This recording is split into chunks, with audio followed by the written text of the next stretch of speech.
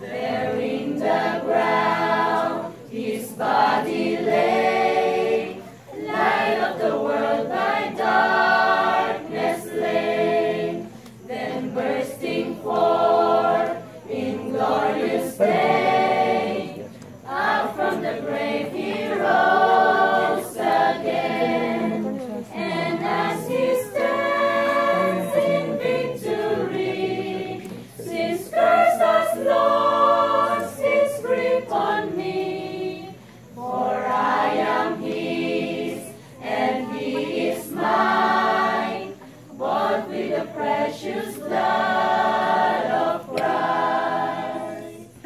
No guilt in life, no fear in death, this is the power of Christ in me. From life's first cry to final breath, Jesus commands my destiny.